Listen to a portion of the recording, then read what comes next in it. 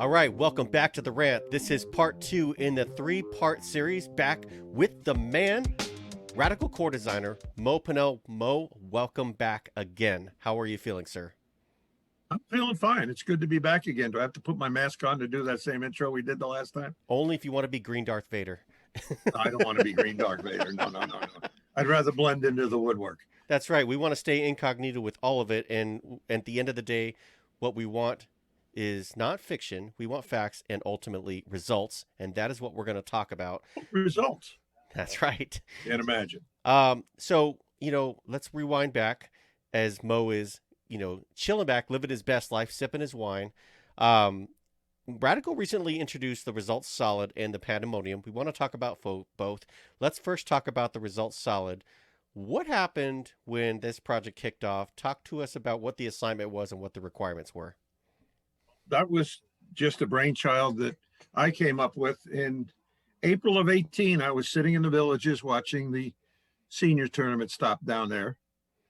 And Brian Graham, who's my boss, BG, we call him, at Brunswick, sends me a text that says USBC has just announced that as of August of 2018, you're no longer going to be able to use balance holes. Or 2020, excuse me. So I said, what we need is balls with core designs that reflect the numbers you get when you put balance holes in a regular ball. So I don't mean that it reflects the shape of having a balance hole in it. But when you add a balance hole to a bowling ball, you increase the differential slightly, but you increase the intermediate differential a ton. Yes. So I came up with cores that have bigger intermediate diffs than we've ever traditionally used. There's been an occasional one. I can go way back to the Insane Leverage. It had an 035 intermediate diff. Oh my But goodness. at that time, the total diff was allowed to be 080. So the intermediate diff will give you that sharp break point that you're looking for. So I designed a bunch of cores that, and this is just the first of them, that rolled like they had a balance hole in them, which meant that they have a higher intermediate differential. Now, let me take this in a technical direction. Sure. Okay? You ready? Sure. Yeah. If you're looking at ball design and statistics off of ball design, you're talking about differential ratio. That's the key number. We call it the differential ratio of the drilled ball. Now, differential ratio is the intermediate diff of the drilled ball divided by the total diff of the drilled ball. And those numbers, when they're symmetrical, you have no intermediate diff, so it's a very low number. If you've got a very large intermediate diff, for example, the Results, which is 027, 044, we can go more. Okay, you have a diff ratio undrilled of about 0.6 or 0.65. Okay. Okay. So that's going to be a sharper breakpoint when it hits friction. So diff ratio of the drilled ball is going to tell you how the ball's going to react to friction when it sees it on the lane. Now, what I find really interesting about this is, can you name on one hand all the companies that give you the intermediate diffs and total diffs of their balls with common drillings in them? I only know of one. That's exactly right. We started that project in 2012 or 2013 when I went there. That's because that's what I use, and that's what tells us what kind of ball motion we're going to get. So we've got all those numbers. I've got Stevie Fresh, my CAD guy, my super CAD guy, and he knocks them out. Now, of every core we've ever done, I've got with the 4 asymmetrical layouts and the 3 symmetrical layouts, or excuse me, 5 and 4, 5 asyms and 4 symmetrical layouts. I've got the intermediate diffs and total diffs of the drilled balls with a common grip in it. Now, there is a very minor change in that if you've got smaller holes or bigger holes, but it's so small. Standard differential is very small. Standard deviation very small. So large diff ratio, ball's going to read friction hard. Small diff ratio, symmetrical ball. Yep. Ball's going to read friction smoother. And then you look at the incognito, which is our benchmark ASIM, it fits right in the middle. Yep. So we knew back in April of 18 where we were going. And remember, this wasn't my idea. My idea is to just have balls that reacted like the USBC didn't pass that rule. Right. And that's what the whole point behind what we're doing and what we do in our core designs. Because core shape determines motion. Cover stock modifies the motion. There's a lot of people with the mythology here that cover stock's 80% of ball motion. Yeah, right. Maybe in another world, but not if there's gravity on the earth and everything else. Cover stocks give you your fine tuning control, allow you to tame the motion or enhance it. Surface. But the motion is caused by what the core structure of the bowling ball does. So that's where we are. And what's really interesting, because you were talking about, the cover being really the multiplier. You, with the results solid, you have textured solid 1. You paired a textured reactive resin cover with the results solid core. What made you guys go with textured solid versus a straight up reactive resin solid? Because you can enhance texture anytime you want to by scuffing it or by sanding it. And it's the same whether the ball's got 5,000 games on it or no games on it. But the rheology of the cover stock is affected by how many games are put on the ball. Remember, they talk about ball death. Mm-hmm. Because we're dealing with the chemistry of the cover. But if we have a mechanical device that allows us to introduce friction when we want to, the ball will be as strong after 5 years as it does when it was put out the first day, because you have the ability to freshen it up and enhance that texture. We have textured pearl, which we started with, and then now on the result solid, we have textured solid. I can't wait for textured hybrid. Okay. I'm a big hybrid fan. I think that's already there. We just haven't done it yet. Right. Yeah. Yeah, because the texture is available. Oh, yeah. Absolutely. I think we're the only company using texture. It's textured, yes. The other the companies, they have a different product, and they have a different particulate that they use. But, I mean, it's not a huge amount, and Radical is right up there providing some of the best motion. So, and I know that because I've thrown these balls, and I throw a lot of them, as you can see on my shelf. So, not a big deal. Do you know what the hardness of our texture is? I don't actually. 0.5. Plate glass is 6.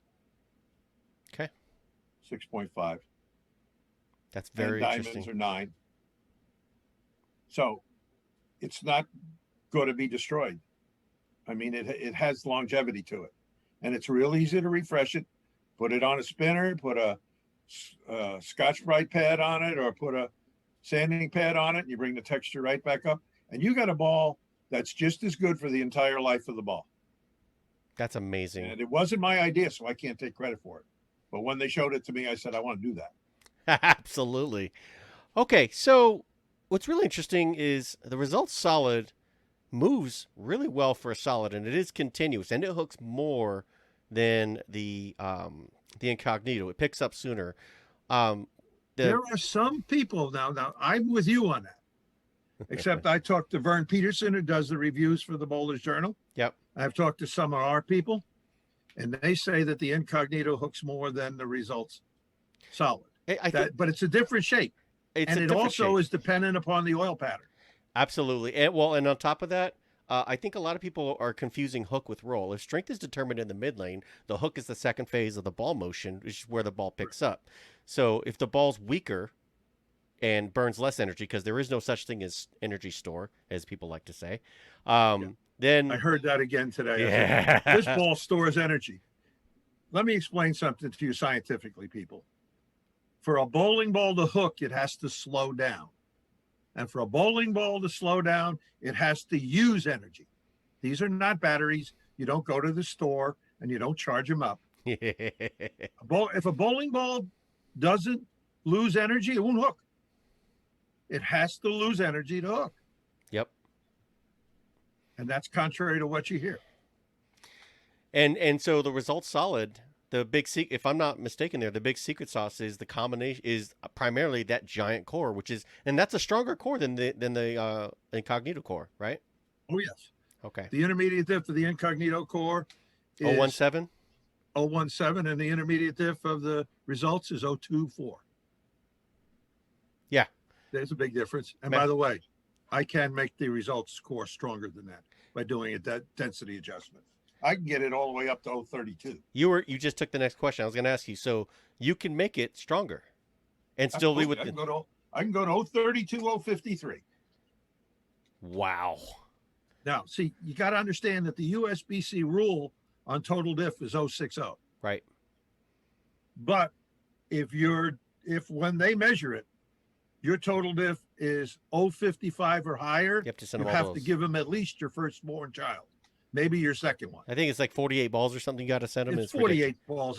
Yeah. But if it's under 055, you have to give them dos amigos, 2. That sounds like a deal.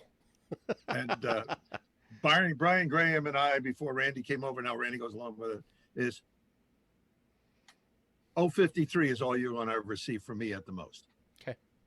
There's no reason to go through all the other things that go on. Yep.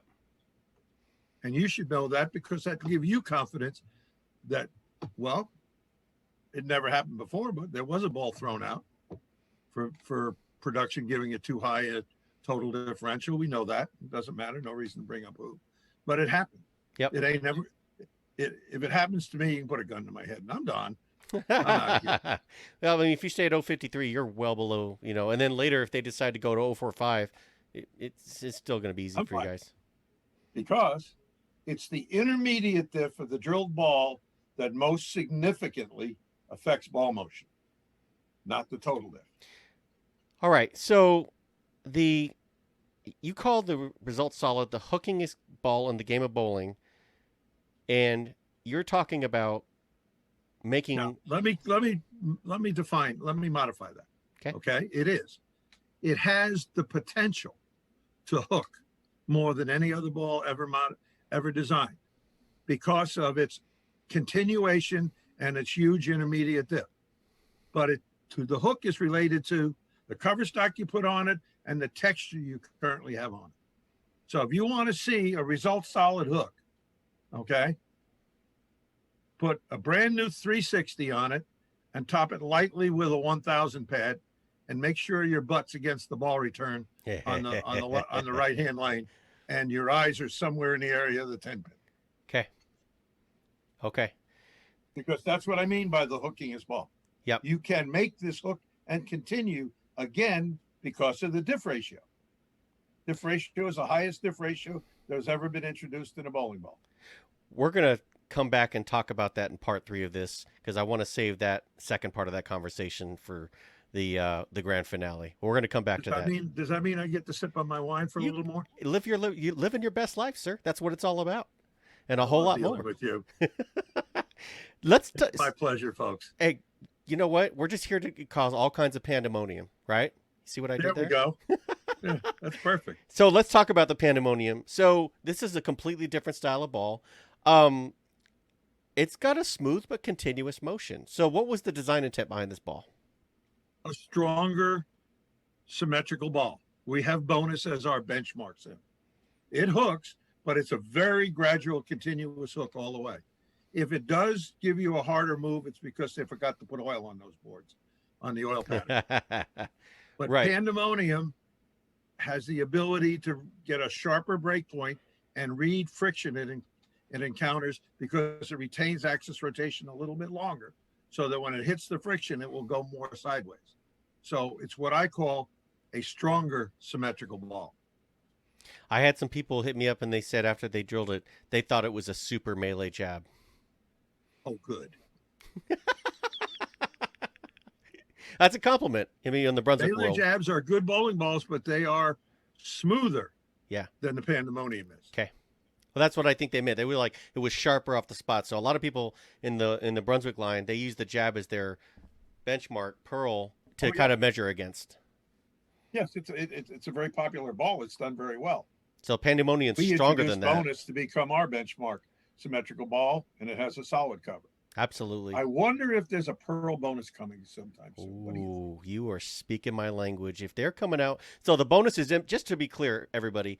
I choose to throw Brunswick in my as my primary. So I have a regular bag, then I've got a specialty bag. In my regular bag is the incognito now, the bonus and the melee jab, and I've got a twist that I use as a spare ball. That's my 4-ball arsenal. I do that. I throw those by choice. How about throwing an ASIM in there I have one, the besides the incognito. incognito? How about yeah? If you add one, add a stronger ASIM. Okay, Okay. we'll get to But that. yeah, that's again, we're talking about setting up arsenals, which is something that I'm about to do videos with my demon child, Mikey Dread. And if there's a better ball demo guy than Brandon Johnson in this industry, I haven't seen him. He throws the ball so good. I want to meet him one of these days. Oh, And great guy. and I got to tell you, when I was watching the video on the Pandemonium, I really I like that motion. Now, I'm going to take it. You're calling this the Pandemonium core. It doesn't have its own name. Pandemonium core. Okay. And what's the design intent of that core? To get a somewhat stronger symmetrical ball. Okay. You look at the bonus has got an 031 total diff. Pandemonium's in the 05 area. Okay. 050 area. So we've got symmetrical balls now in the 020s and the 030s and in the 050s. Okay. I wonder if we're going to do one in the 040s soon. Oh my What do you God. think? Hey, again, speaking my language. All right, and you know what's really interesting is I noticed that the graphic they used is the same as the Grease Monkey Wax. So is this ball the spiritual successor, or did they just go with the same color scheme? Same color scheme. Okay. I'm kind of saddened by that. I really like the Grease Monkey Whack. Not my domain. I Not know. in my responsibilities. I know. I'm just giving whoever made that decision a little bit of stuff. All right. That's okay. They'll take it. That's Because it's selling pretty good right now. Because people are seeing that on, well, we can talk about that either in the next segment or whenever you want to. They changed the rules. Yep. And I'm going to do a big video on videos with Mikey and Brandon next Monday that say, when you come back to bowling, it's going to be different. You can't blame it on the Pandemonium. There have been 2 rules that are changed since the last time you bowled a lot, and that's going to affect what you're going to see. Therefore, we have to pay attention to slightly different criteria in trying to give you product that you can use to manage the new bowling environment. Yep. And that, if I'm reading right, it means the layout's even that much more critical. Absolutely. Got Core it. design tells you the basic shape of it. The layout tells you what percentage of that possible shape, do you want to use in that layout? Do you want to use a lot of it? Do you want to use just a little bit less than that? Do you want to use a medium amount of it? Or do you want to use very little of it? Folks, this has been part 2 of the 3-part series with Mo. Mo, thank you for joining me, and we will see you on the next segment. My pleasure, sir.